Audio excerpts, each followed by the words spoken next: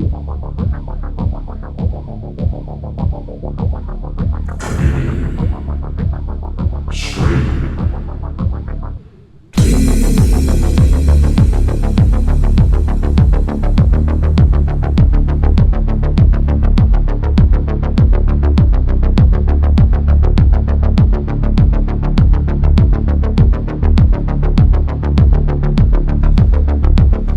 are very welcome. It is Radio Gaga again here on the Community Stream Team channel. It's another one of our partner spotlight interviews, and I'm delighted to say joining us is Mxiety. You're very welcome.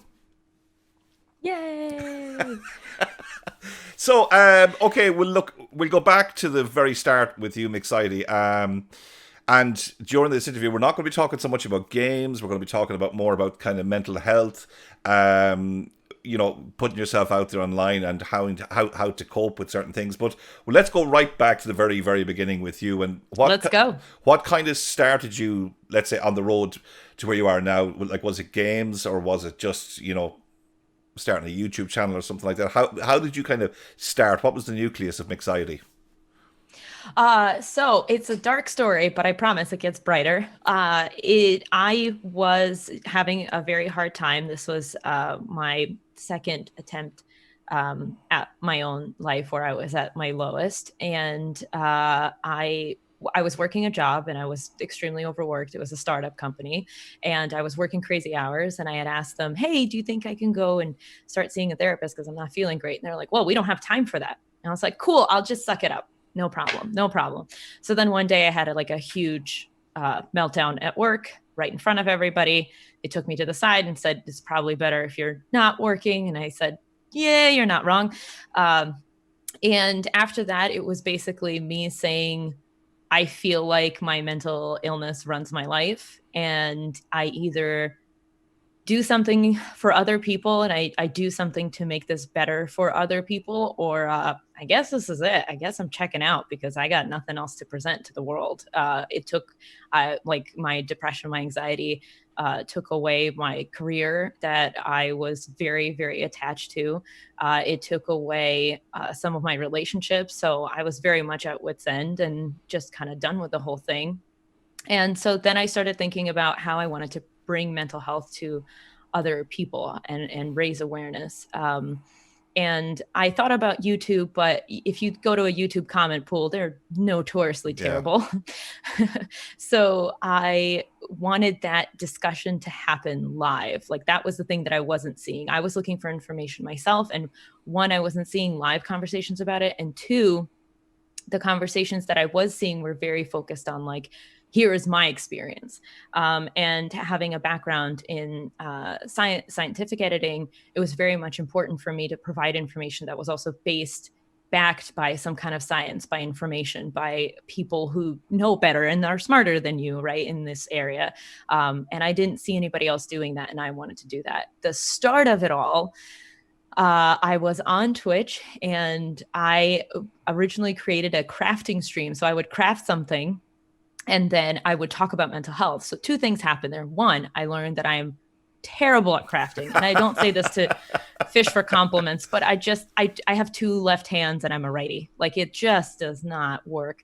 And the other thing is I would get too distracted in the conversation itself and kind of stop making what I was making and kind of forget about what I was doing. And so in the end, it seemed better for me to focus on the, play to my strengths and focus on the actual discussion part. And with that was born kind of the talk show format. And I started asking a bunch of my friends, hey, do you want to tell your mental health story? Hey, I know you've lived with depression and the only person you've talked to is me. Do you think you could talk about it with a few more people? And that's how it started, is just people in my life agreeing to be exploited. And then it caught attention from actual psychologists, and I built those relationships, and slowly and surely 2.5 years later, here we are. Okay, so obviously with interviews before, we've concentrated on all the fun aspects of how people got started and stuff like that. And it's weird in a good way, but in a way that your story would mirror a lot of mine in relation to the fact that I was in a job where I was a radio broadcaster. So no matter what's going on in your life, you have to stop being the person you really are when you walk in the door and become something else. And because I was on air, I dealt with marriage breakup, not seeing my kids, all while I'm broadcasting on air, and other people are relying on you to get them out of a slump. So you can't bring Right. your initial problems into work. And obviously that's where everything, pretty much like you, everything broke down, had a huge episode one day, and realized at that point you're actually, oh my god, maybe I am, because I don't know what it's like in the States, but obviously in Ireland, I had, a father who had been in the army. I was one of 7 kids. No such thing as feelings. Do you know what I mean? As an Irish man, I bet. we don't I have bet. feelings. I You know bet. what I mean? We grow up and Yeah. that's it. And so you didn't have an outlet to speak to somebody about that. There was no Hmm. one to talk Hmm. to. And from the age of probably 15 or 16, and my first attempt on my life and going through that.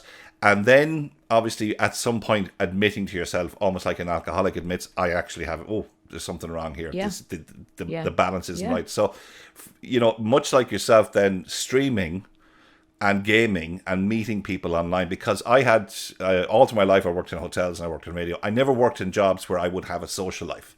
So, my only outlet Mm. for me would have been gaming. You'd meet new people, you'd make friends with new people. There was times we even met up as groups and went out and Hmm. had a few drinks. So for me, and much like yourself, it's that little outlet that you have that in one sense you can almost be anonymous if you want to be, but it's Hmm. very surprising when you actually start looking and pulling back the veneer of people, Hmm. what's actually there. Do you know what I mean? So, Hmm. and much like yourself as well, it's the whole that you find it's very cathartic to talk to somebody who's gone through what you've gone through, Yeah. because knowing that you've come out the other side of it in one sense that you can actually help them is a massive thing. Do you know what I mean? And I think Hmm. it does, Absolutely. it really helps a huge amount to know somebody will turn to you for guidance, somebody will turn to your stream for help or a question or some information, and all of a sudden you realize I've actually maybe gone a little bit of the way to helping somebody on their journey back. So I suppose this interview is going to morph into something totally different than what I had planned, but it's really good in a way, because I think there isn't enough out there being done for gamers. And I suppose Hmm. Hmm. the obvious question would be for you is, and I ask this question off every partner and even every streamer that we meet, because in today's current climate, obviously we have so many people starting to stream, young kids Hmm. starting to stream. Obviously, the Xbox Hmm. has the Mixer app built in, but they've never come up against certain elements of streaming, and that element obviously Yes. being the troll, the dreaded troll. Hmm. Some people Hmm. can brush it off, some people laugh at it, some people play into it and actually use it for their own stream entertainment, but others take it very, very, it's a very rough thing to take. So, what Yeah. advice do you give to young streamers, even established streamers, who, when somebody just gets that little bit personal and you haven't been able to ban them as quick as you'd like, and all of a sudden a comment comes up in your stream where you're kind of going, you know what I mean? That's just hit home. So how do you deal, or how do you advise people to deal with trolls?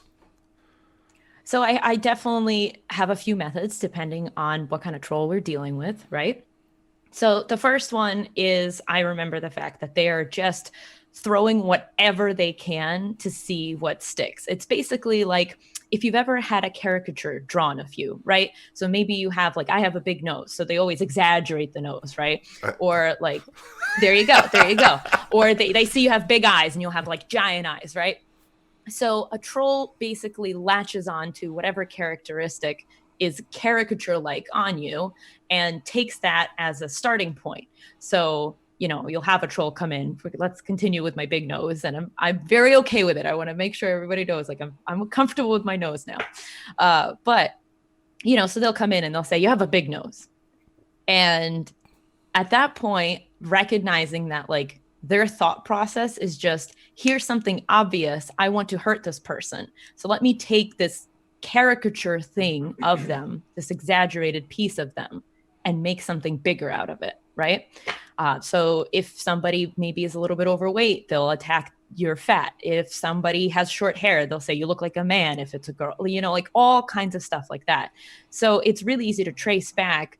Oh, I see how you got there. Well, that's really stupid on you because that's a very basic thing to do, right? So number one, that usually calms it for me. And number two, you're not there for the troll. You're there for the bigger thing, the bigger picture.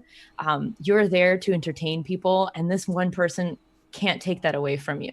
It's not only not fair to everybody else you're talking to, but it's also not fair to yourself. You likely have a brilliant message. You have a lot of positivity and love to offer the world. And so to have somebody come in and take that away from you, knowing that, and take that power away from you, take that, all the things that bring joy to us from streaming, it's just not fair. I'm not letting them win. I'm not letting them have that from me.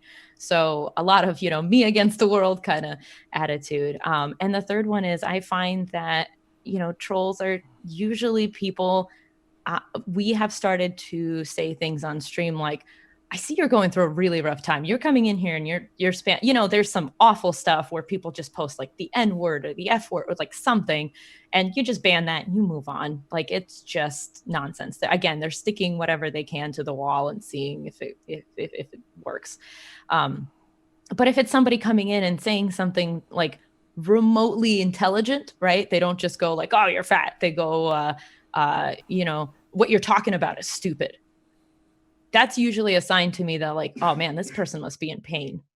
What would motivate me to go and say that to somebody? I'm probably having a really rough day. I probably argued with somebody. It's not because you're having a great life that you decide to take it out on strangers on the internet. And that's literally what I tell them.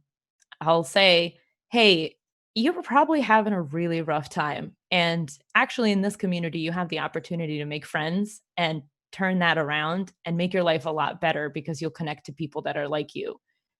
And that sometimes turns people, that sometimes makes that person reconsider what they're saying and join in the conversation. Other times they double down and then they're out. We have a 2-strike rule. So your first thing you say, if it's kind of stupid, we set, my moderators and I say my moderators have a huge voice in this. So picking people who will have your back and who think like you in this sense is really important, or who you communicate that this is how you feel about these things with. So we have a 2-strike rule, not 3. Sometimes we get to 3 once in a while, but it's really a 2-strike rule. If you come in a little hot, we give you another opportunity. And we always say the next thing you say is going to determine whether you're going to have a great time or you're out of here. And, then they make their bed. You give them the warning and then they decide what to do from there. And it's not surprising to me how many people have turned around and been like, all right, actually, this is a cool conversation. Let me join in.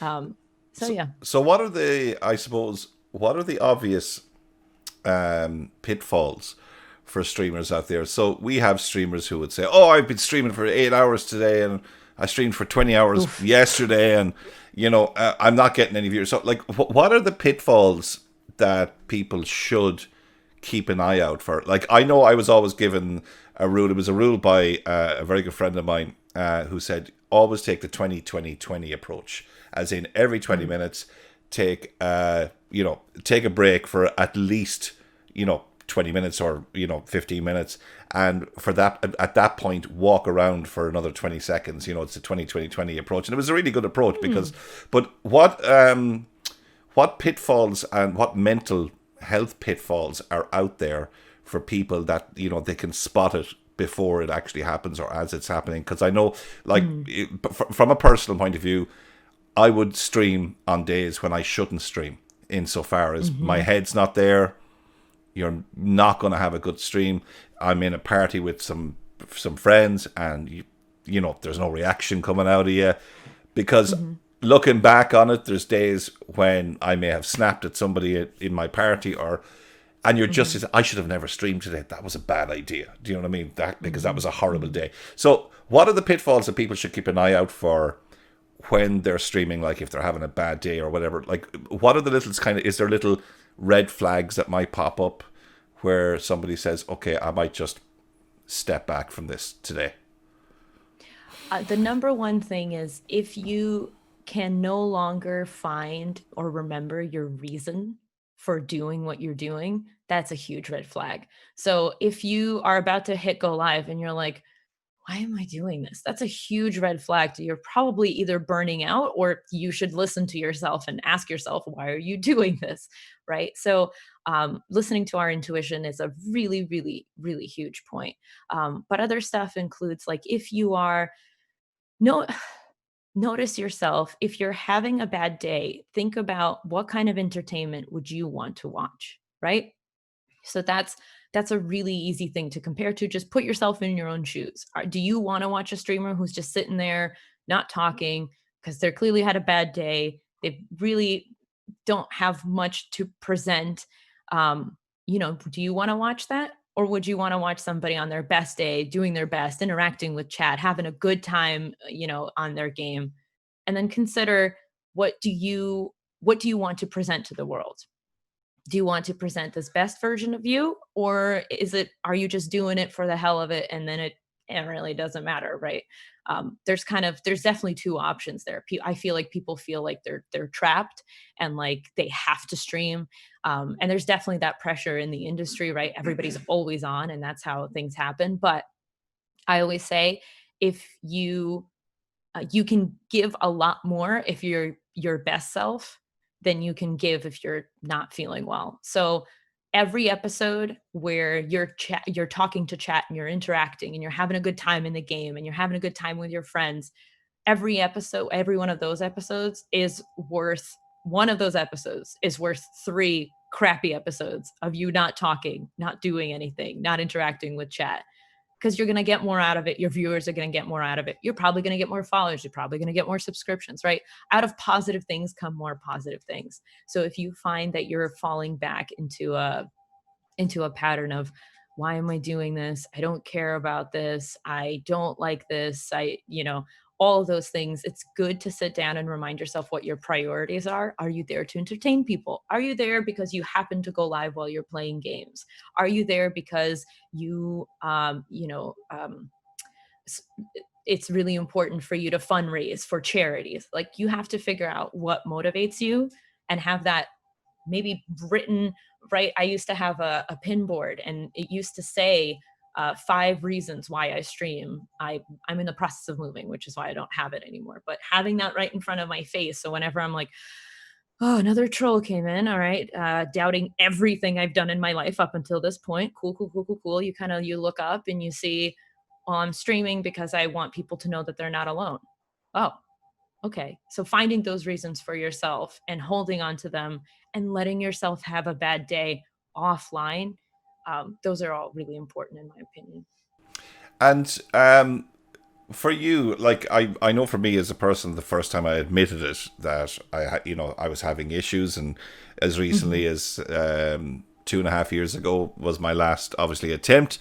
But how difficult for you as a person was it in admitting on stream or to your audience, or saying, okay, this is the direction I'm going to take. I'm going to be 100% honest. People are going to know all the skeletons in my closet. And people within my stream are like, if they ask, I will tell. I don't offer the information, but if they want to know and I Right. spot somebody. But like for you, it's kind of, it's something that you identify with now on your stream. Mm-hmm.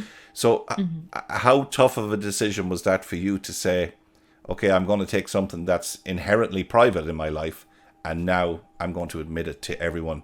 For me, I did a newspaper interview where somebody had heard about my story and wanted me to, and I spent weeks thinking about it and said, because I was known as a particular person, I was lively, I was shouty, and, a bit Mm-hmm. madcap. I would Mm-hmm. jump Mm-hmm. off a building. I brought live tarantulas into studio. I was everything. I shaved my hair. I had pineapple.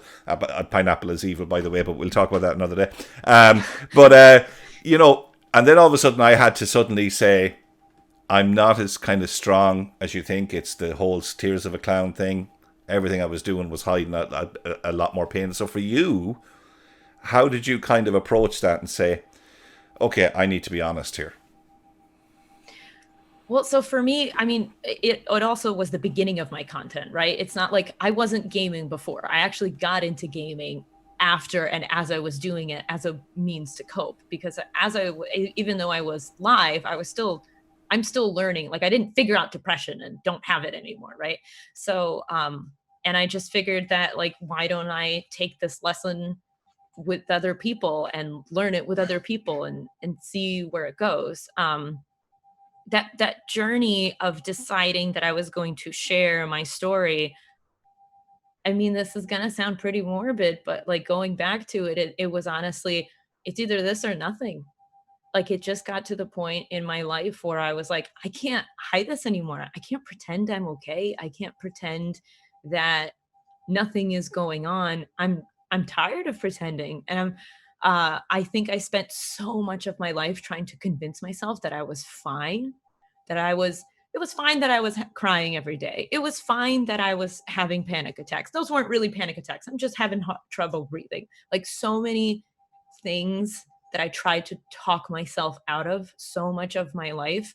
The first 27 years of my life, I tried to tell myself that nothing was wrong with me, that if I just wanted to, I could push through it with willpower and it's done. And if I don't, push through it with willpower, then I'm weak and I need to push harder.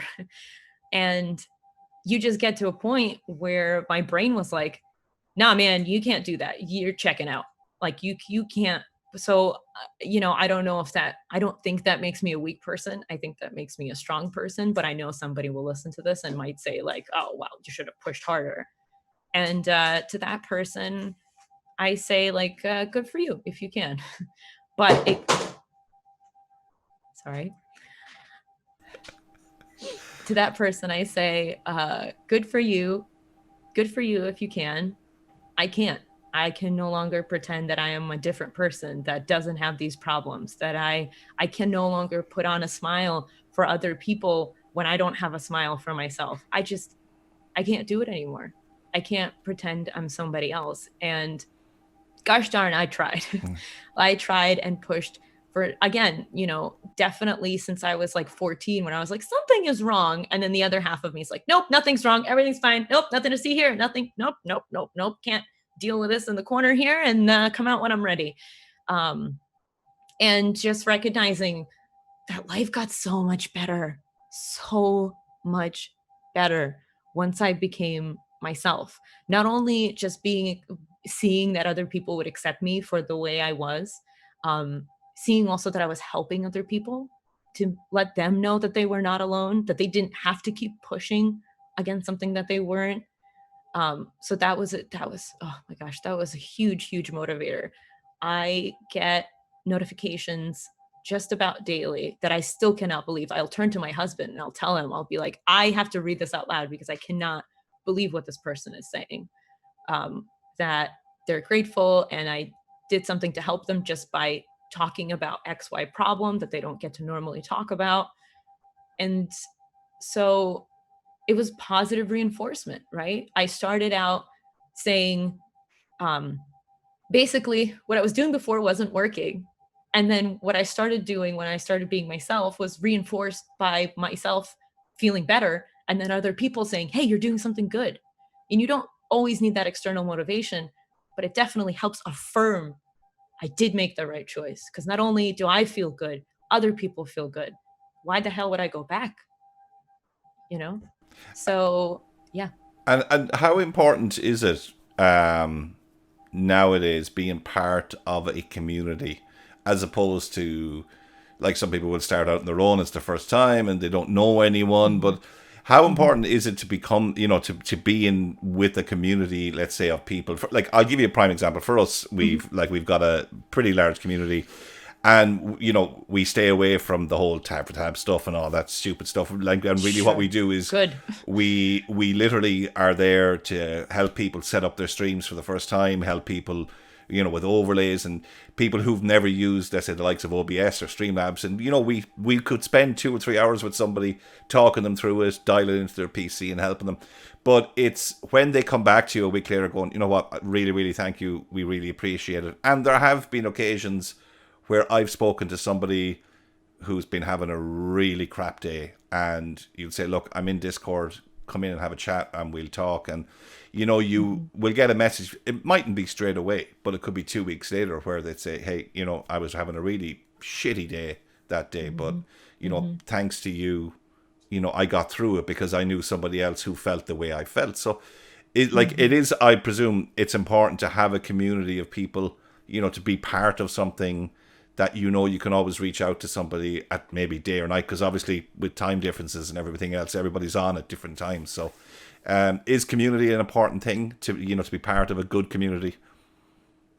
Yeah, that's a huge, there's so much research backing the fact that we are not individual animals, right? We work best in packs, and finding who your pack is very extremely important. And I cannot emphasize that enough. And knowing where you belong in this world is very freeing.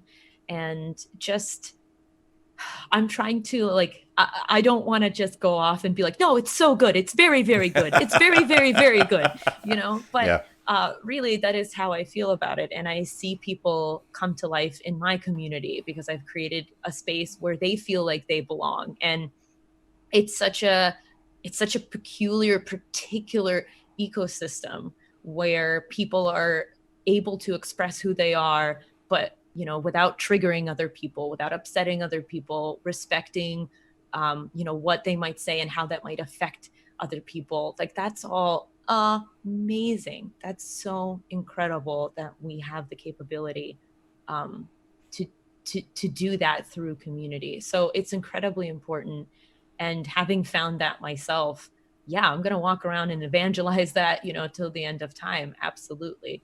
One of the things that I think I fear the most is losing that community, is disappointing someone, is doing something that would upset some. I don't believe I'm on the track of doing that in any shape or form, but that is just like a deep seated fear that I have, that like that I love this so much and I worked so hard to get to this community and find this place and give these people a home and give myself a home, that would be the most devastating part of if something were to happen and I don't know, all my internet is cut off forever and I never got to talk to these people. That would be the thing that I would mourn the most. So yes, I believe having community and having people say, hey, you belong because you made me feel like I belong, was a huge reason for me to start feeling better. Yeah, and it's funny when you mention that because about 10 years ago, I managed to get to interview a very famous radio host in the United Kingdom. At the time, he was an Irishman, but he had obviously made a huge success. His name was Terry Wogan. But like, he would broadcast to maybe 30 to 40 million people every single day, Mm, this guy, and he'd been doing it mm, for 20, 30 years. And I got to ask him, and I said, well, like, why do people love you? Do you know what I mean? Because radio is notorious. Every 6 months there's a circular rotation. People are gone, people are switched, but he had the same spot mm. for all these years. And he said, well, I said, like, you're broadcasting to like 20 million people every day. How do you, he said, it's very simple. I imagine I'm talking to just one person. It doesn't matter how Yeah. many people I've got, one person. And he said that one person could be Mary sitting in her kitchen, John sitting in his car. And he said, what you have to remember, each of those may be having their own personal issue, and they're Hmm. listening to you because they want you to make it better for them. So I Hmm. look at that, and I kind of have taken that mantra now into streaming, whereby even if you're streaming to no one, you never know, you may Yeah. you know, one person might pop in, and that one person could be having a really crappy day, questioning Yeah. things about themselves, and they're looking to you to say, yep, you know what I mean, I want you to, like, you know, I hate to use the analogy, but it's almost like Gladiator, or, you know, entertain us, you know, I need It's you it's to, true yeah. though. It's true. And I started out saying I'm going to keep doing this as long as I help one person per episode. As long as I walk away after a stream knowing I helped one person. It could be the same person every stream. That's all I want. Just in some way influenced, affected one person. And yeah, it's been working.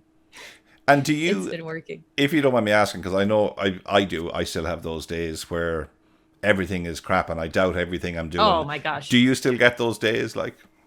Oh, of course. It's not like I figured out depression. There's no such thing. Oh God, no. I just wrote I just wrote a piece about the fact that like it's very hard to have depression in the public eye, even though I am a mental health focused content creator, right? You would think that this is what people expect. She has depression, she has anxiety. This is what she's like. Um, but no, that's not the case. There's definitely, when I have bad days, I can feel and see based on responses from people, even on Twitter. I may have let them down because I remind them that, like, yeah, bad days are going to happen. And that's okay because it's still ultimately a real me. But that's something that I struggled with is constantly saying, no, I'm okay. I'm going to be fine. I figured out depression. I figured out how to handle it. And learning that it's way more powerful on days when I'm not feeling well to say, all right, today's a bad day. Today is a bad day. And if you're having a bad day, I'm right there with you. And it's also okay that you're having a bad day. We don't have to keep pretending that we figured out depression or that we have no more bad days. Like, my bad days can, I don't think that they honestly get as bad as they used to. Obviously, I haven't been suicidal in almost 3 years. I haven't been into a very dark place. Like, I used to have to take sabbaticals from work. I used to have to take like weeks off at a time just so I could climb out of that dark hole. And I don't have to do that anymore. But that doesn't mean that I don't have those days where everything is terrible and I literally, I have no feelings and all the feelings at the same time. And, and I just feel like everything's dark and useless and hopeless, and I'm useless and hopeless and all those other things, however you experience depression.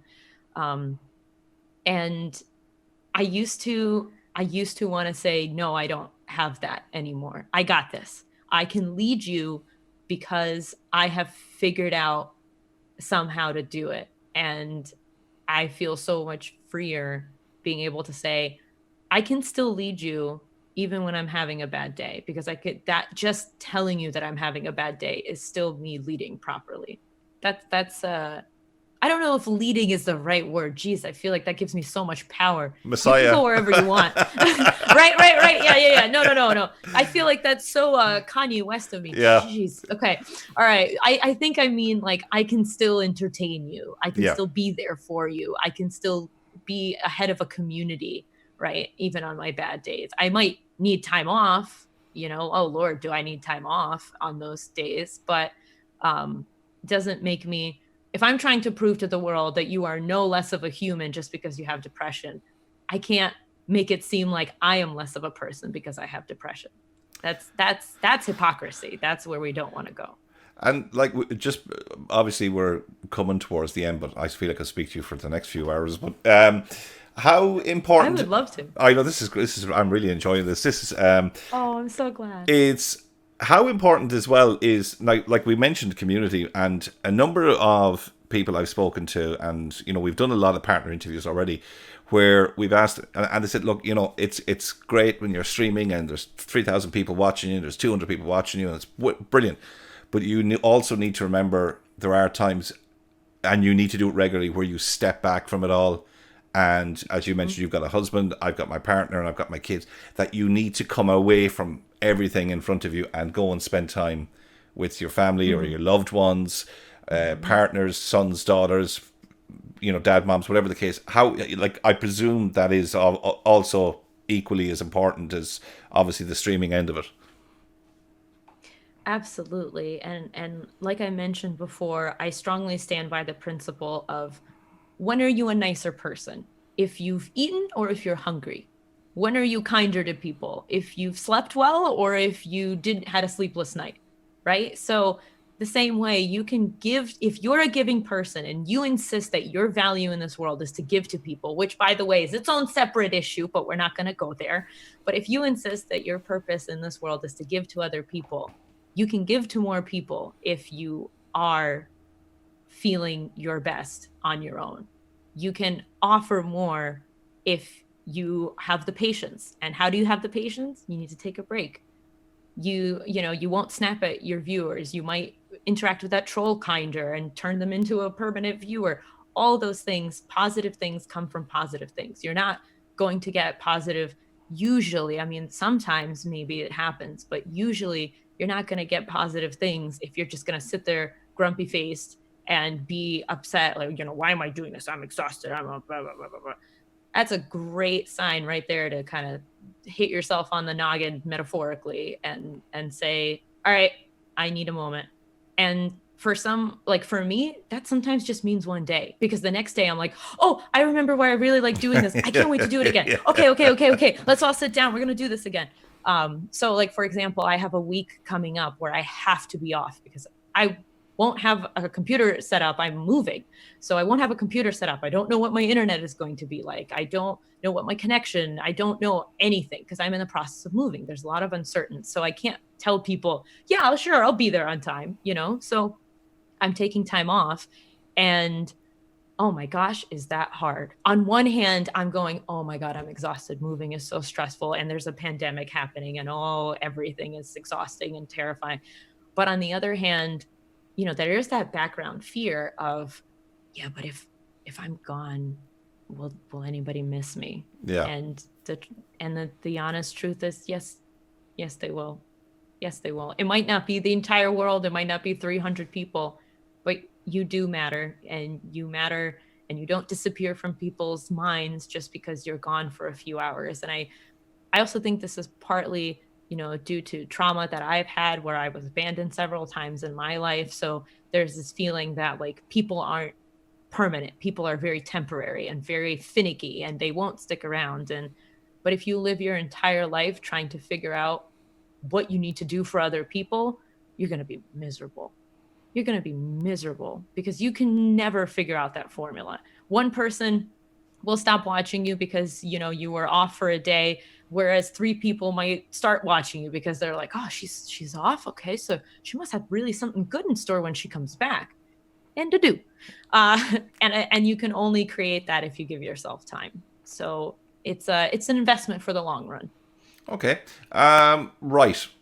So we're going to come on. I've got 2 bits left for you. So the first one's a really fun bit. Go. The first one's a really fun bit.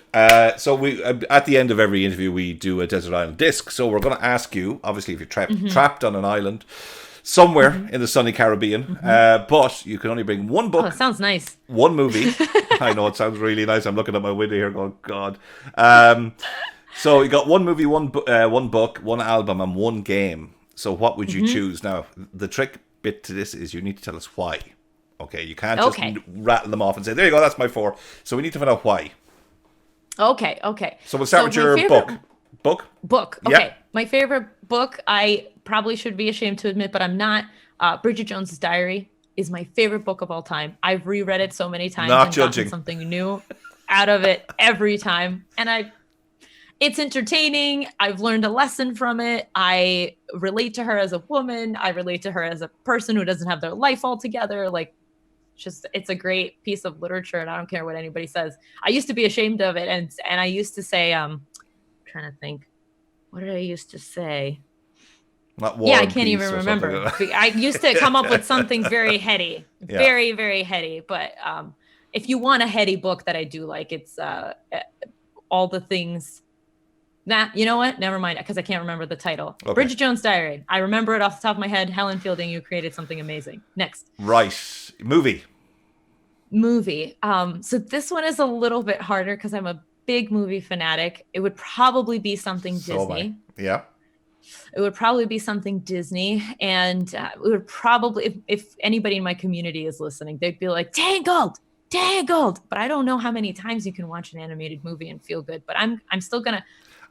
Go to Can I just one. interject? I have 2 kids. Trust me, there is no limit to the amount of times I practically know every Disney movie off hand by script, so it's just, oh my gosh. Yeah. It gets to a point where you kind of wake up and you're almost in an animated world when you wake up in the morning.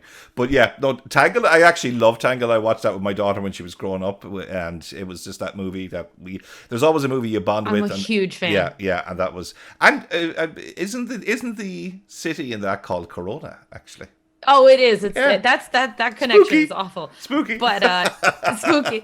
But no, Tangled has a very strong place in my. Just so you understand the level of fanaticism I have over this movie. My husband proposed to me at a lantern festival. Oh wow. That's yeah. It's very much a very integral part.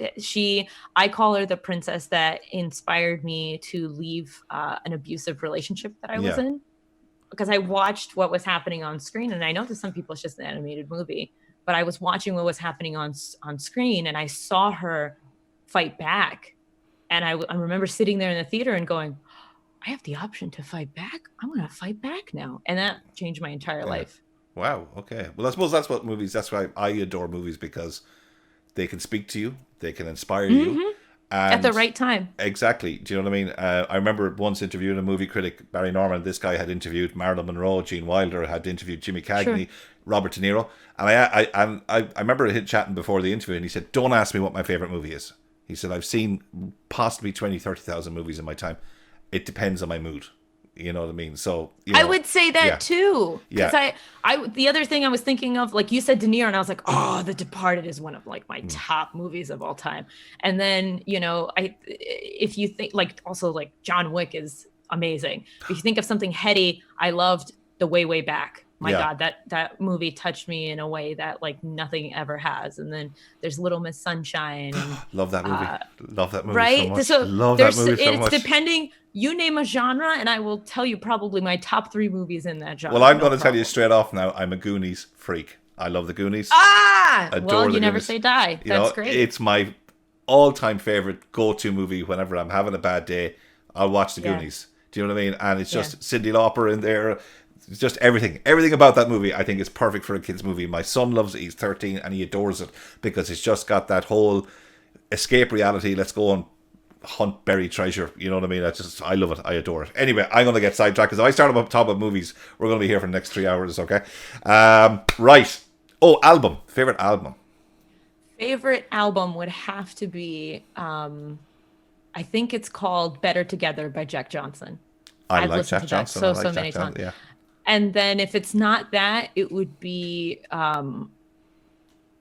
Foo Fighters. I think it's called Foo Fighters. It is The the album, their first album. first Yeah, album. Yeah. yeah, yeah. I could listen to that on repeat over and over. And I have. My husband will even be like, "Oh my god, not Foo Fighters!"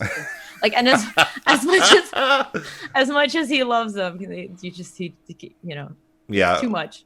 But it's just do you know what it is about the Foo Fighters? It's just that Dave Grohl has to be one of the Is nicest men in rock and amazing. roll. He's just one of the nicest men Yeah, in rock and roll. yeah, I don't care what anyone says. I've watched fans being brought up to play with them. I've watched them do stuff for charity. And yeah. it's just like, is there anything you could do to make me not like you? Because I really, you know what I Right. mean? It's just, I'm trying. yeah, I'm trying to find something, but I can't. He's lovely. He's he really is. lovely. I suppose obviously the last one, because we are obviously a gaming channel. So if you had a game, something that you had to play. For sure.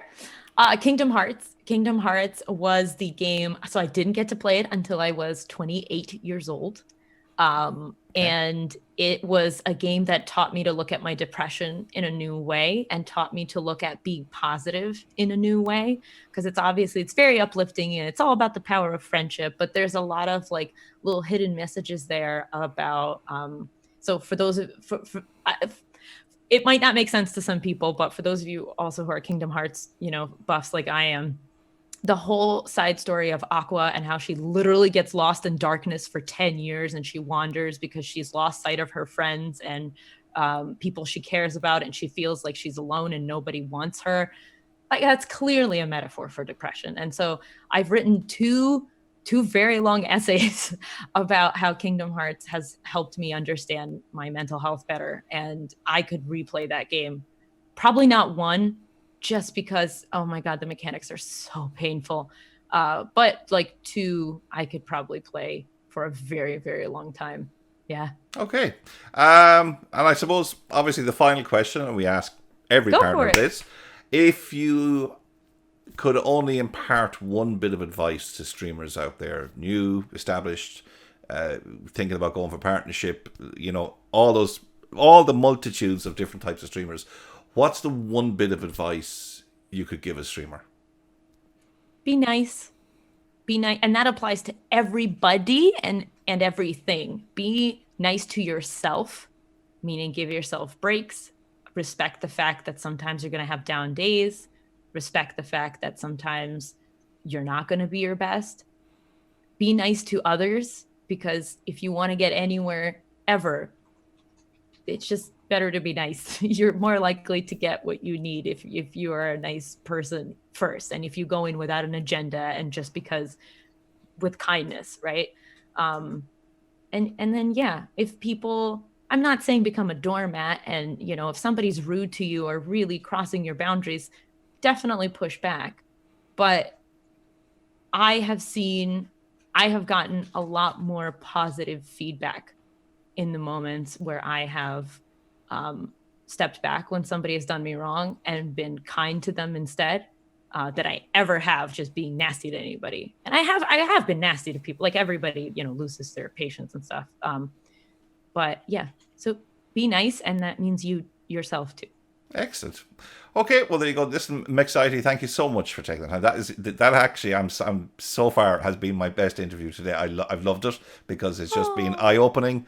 It's been different, and it's also opened another facet, I think, for some people, because out there watching us right now on this as it's airing live, there could be one person who might say, I'm going to pop into her stream because she seems like she knows what she's talking about. Maybe I can find people like me. Do you know what I mean? And that's what I Mhm. would hope would happen out of something like this, because gaming is great and it's great fun and we can shoot and Mhm. jump and everything else. But, you know, there are always going to be people out there who have something that they might not recognize. And as someone who has suffered Mhm. from depression and suicide, and I'm sure you'll agree with me, depression is very sneaky, and it has Oh, it's so malevolent oh. and insidious that before you know it, it's there, it's around you. Mhm. So And it I, morphs to yeah, adapts. You think you're doing good, and then it comes in a new way. It's exactly, yeah. terrible. So I hope that somebody watching this with the two of us chatting will pop over to your channel and check it out, and maybe Oh. in a couple of weeks open up, because I know it takes time for some people to kind of, get to that Hmm. level. But Hmm. hopefully somebody out there may recognize one trait where they went, oh God, okay, so that's what that is. You know what I mean? I've been denying that I haven't been feeling the That'd best be for the great. last year. So, I hope this interview has done some good for somebody. But listen, thank you so much for taking the time. We Oh really my goodness. appreciate it. And if you want Mixiety's, the address is just there. It's going to be there once post production is finished, but it's going to be there. But thank you, Mixity, for taking the time. Thank you so much for having me. I appreciate you.